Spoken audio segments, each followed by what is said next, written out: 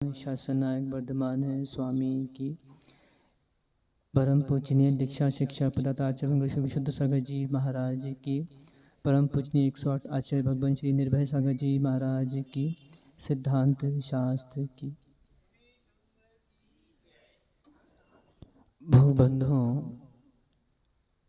हम सभी श्री वर्धमान स्वामी के श्री चरणों में शिव श्री की प्राप्ति के लिए श्री जिन देशना का श्रवण कर रहे हैं।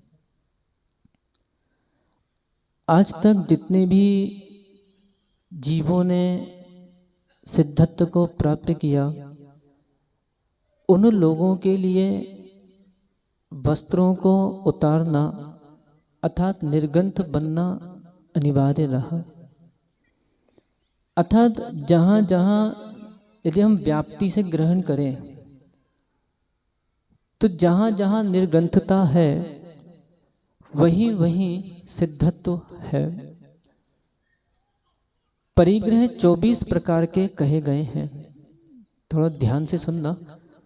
जिन लोगों के प्रति अंतरंग में ये जो धारणाएं बैठ गई हैं, वर्तमान में मुनि नहीं होते, इन लोगों को कुछ वक्ताओं ने मिथ्यात्व में डाल दिया। आप लोग ध्यान देना,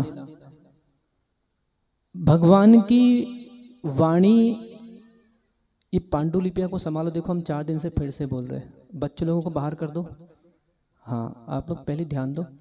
गंभीर विषय, हम नहीं चाहते कि आप लोग पूजा के साथ साथ आप लोगों के अंदर किसी प्रकार का कोई भ्रम रहे।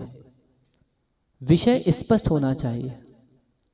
विषय स्पष्ट नहीं होगा, हम पूजा पाठ करते रहेंगे, हमारे अंतरंग में 5 प्रकार के मिथ्यात्व बने रहेंगे, संशय, मिथ्यात्व, विपरीत, एकांत, अज्ञान आदि आदि। तो पता चला कि हम पूजा पाठ करते रहे और अंतरंग के लोगों ने हमारे अंतरंग में मिथ्यात्व को डाल दिया। ध्यान देना, भगवान की वाणी, निर्ग्रंथों की वाणी, वीतरागियों की वाणी श्रेष्ठ है या सरागियों की वाणी श्रेष्ठ है? मैं समझ रहा हूं। आज देखा जाए, आचार्य भगवान भी बोला करते थे कि आज आत्मा नहीं होती, इसके ऊपर अनेकानेक ग्रंथ लिख दिए गए। क्या आत्मा नहीं होती? मुनि नहीं होते, इसके ऊपर अनेकानेक ग्रंथ लिख दिए गए। क्या मुनि नहीं होते? यदि मुनि नहीं होते तो भगवान की वाणी में ऐसा क्यों कहा गया है कि इस धरा पर अंत समय तक वीरांगज नाम के भावलिंगी संत होंगे? अब रही बात भावलिंग और द्रवलिंग की, कि ये द्रवलिंगी मुनि हैं, ये भावलिंगी मुनि हैं, ये कौन है? तो जिन लोगों के अंतरंग में ऐसी धारणाएं बैठी हुई हैं कि वर्तमान में भावलिंगी मुनि नहीं होते, इन लोगों से मेरा प्रश्न है, जरा भावलिंगी की परिभाषा तो बताना। सुन सुन के अनपढ़ बनने से कोई सार नहीं है, मेरी बात आप लोग मानो। ध्यान देना थोड़ा सा, धारणाओं को परिवर्तन करने का प्रयास करो। ये कपड़े वालों की बातों में आओगे तो देखें, मैं आपको ऐसा भी बता रहा हूं, मुनि 2 प्रकार के कहे गए हैं। जिन कल्पी मुनि, स्थावर कल्पी मुनि। पंडित जी बराबर है ना, बताते जाना कहीं कमी हो तो।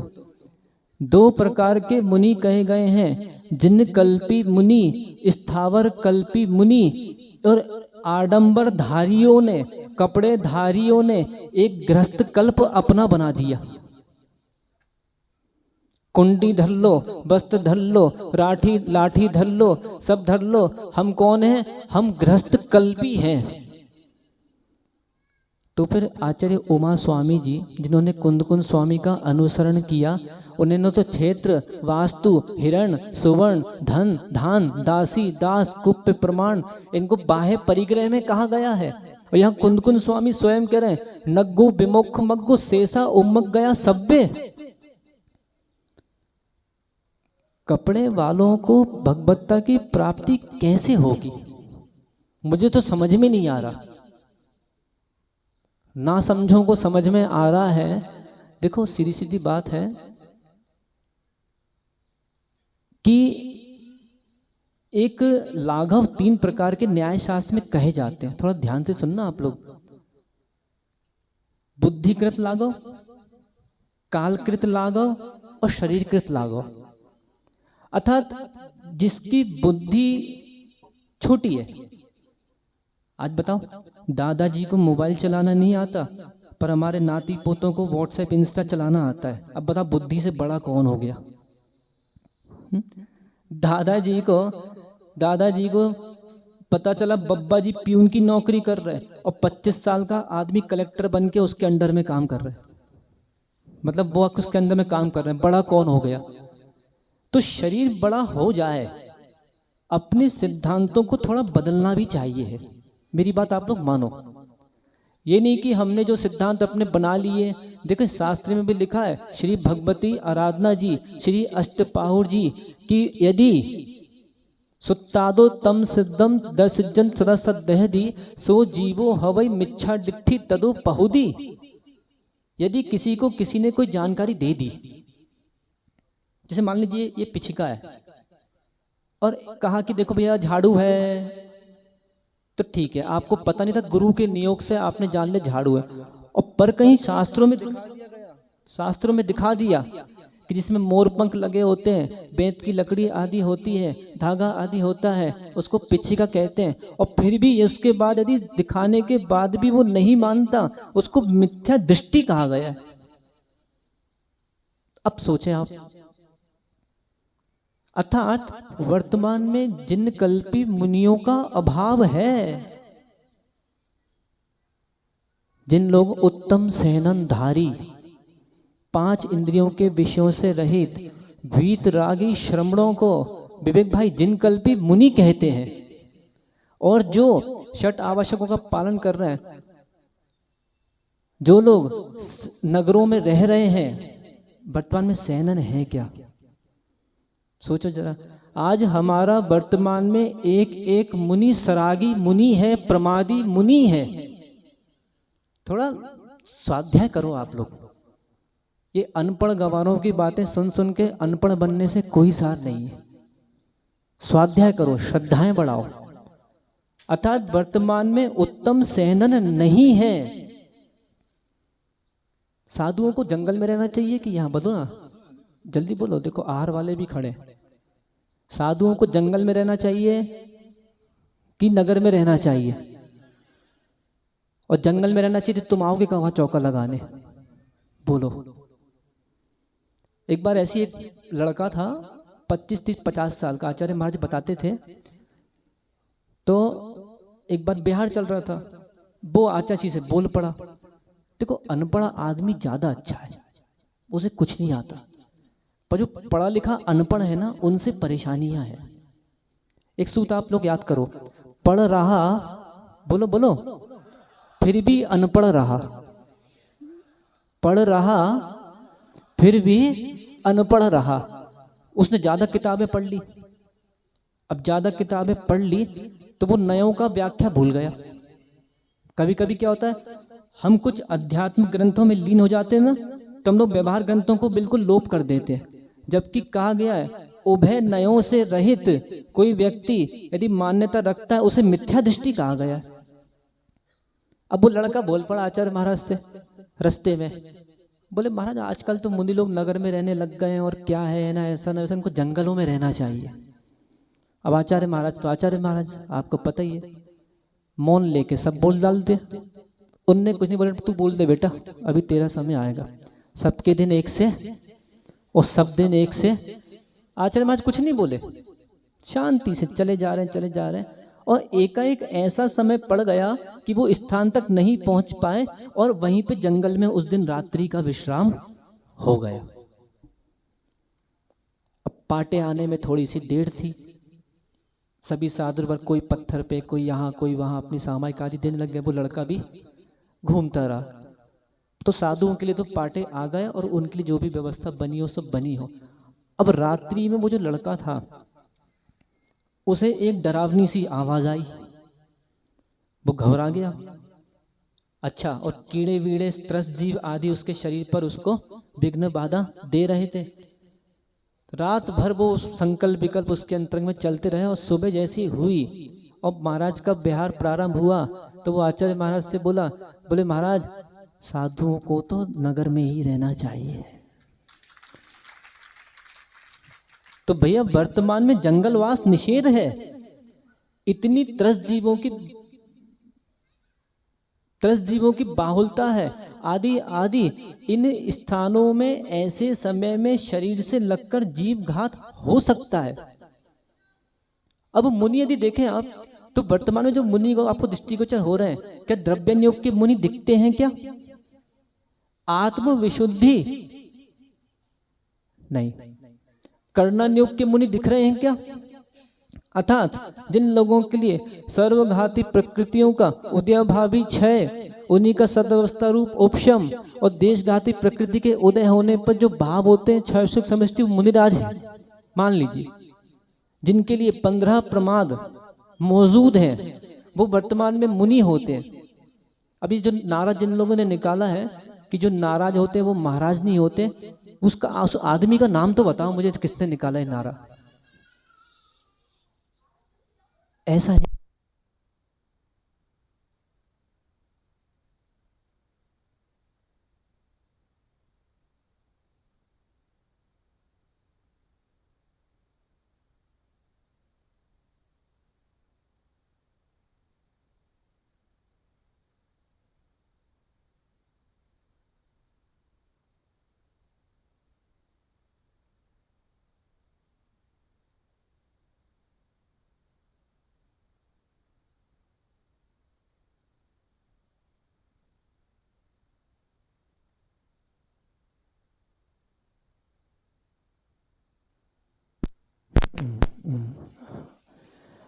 अब यदि जो कहा जाता है कि जो मुनि नाराज होते हैं वो महाराज नहीं होते, तो मुनिराजों की संजुलन कषाय होती कि नहीं होती?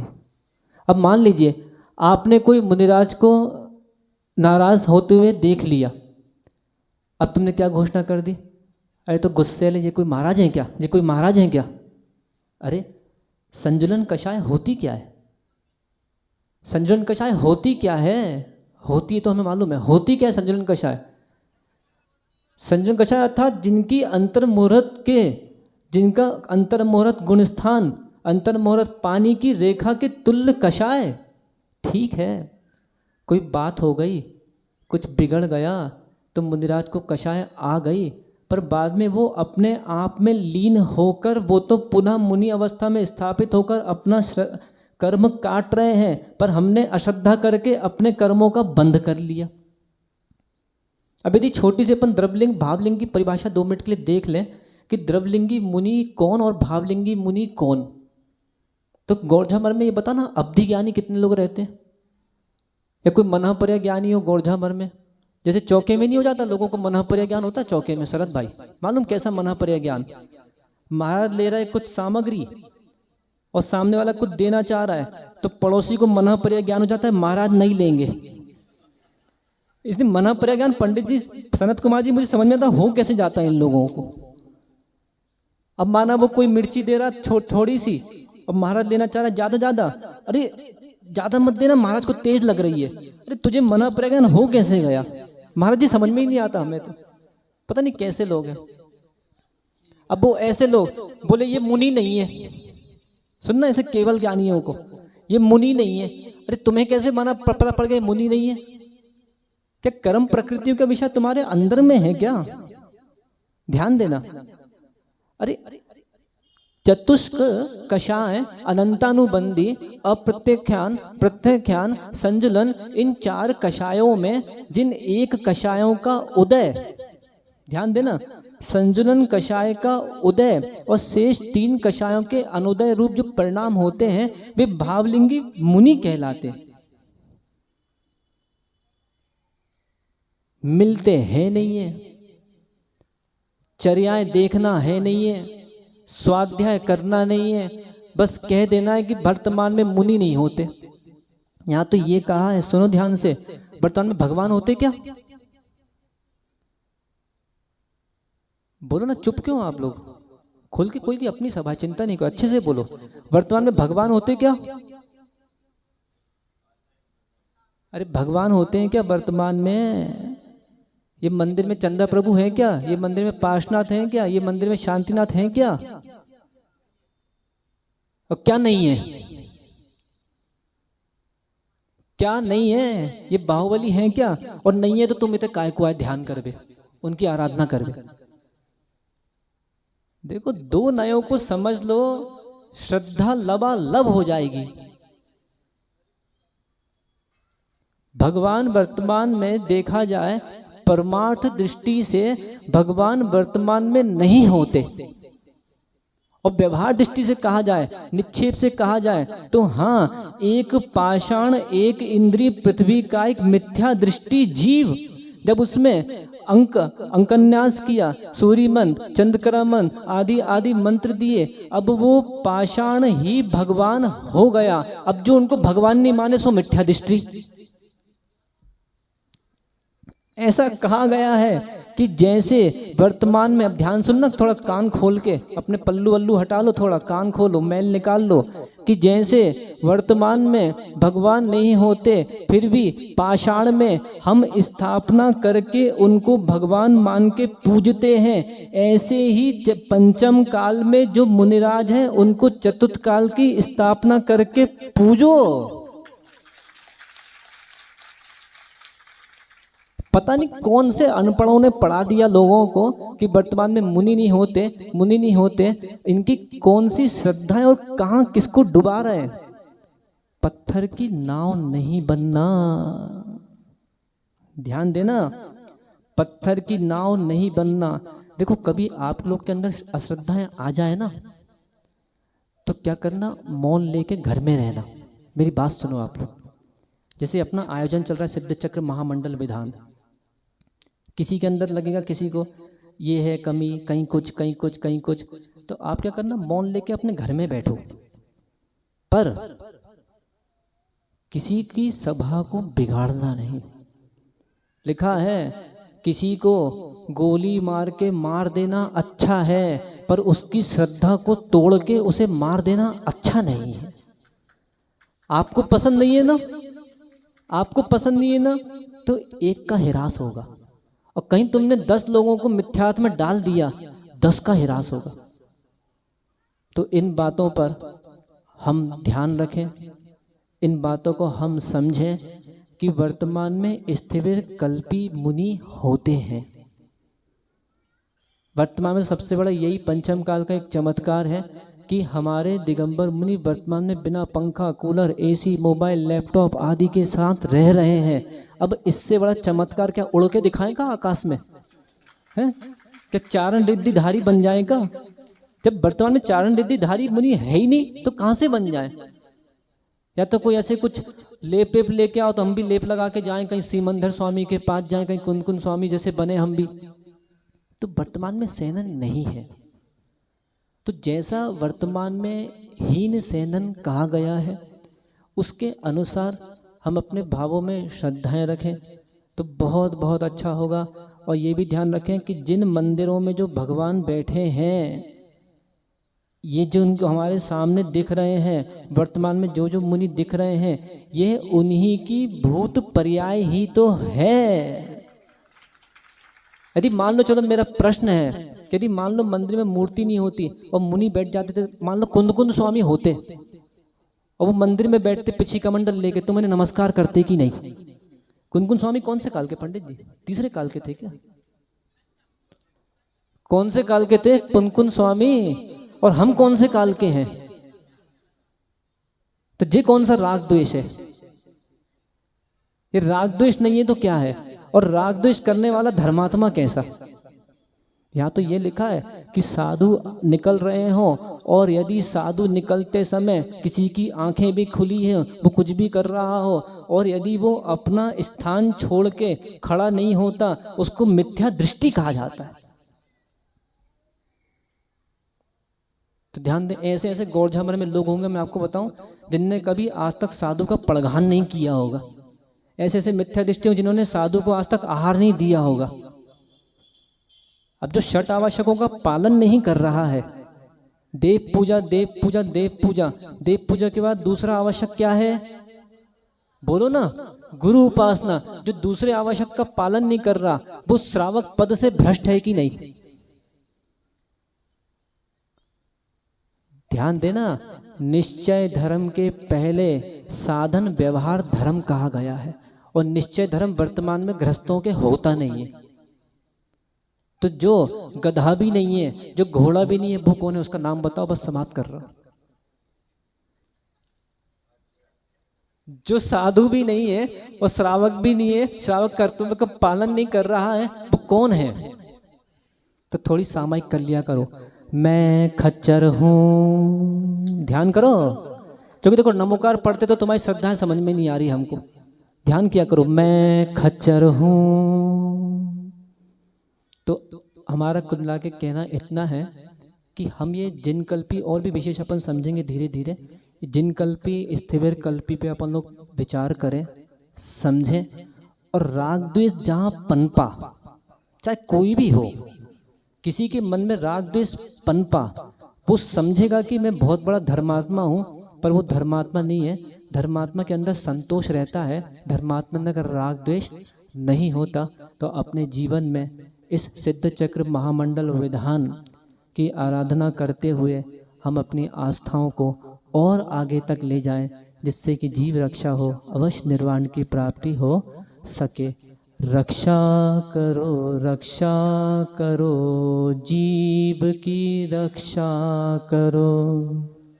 यदि नहीं की रक्षा जीव की तो चलती रहेगी दुकान कर्म अजीब की। भगवान श्री आदिनाथ स्वामी की 108 मुनि श्री आस्तिक सागर जी महाराज की जय। हम सबको उद्बोधन देने बहुत ही सार्थक महाराज जी का ये मार्गदर्शन हम सब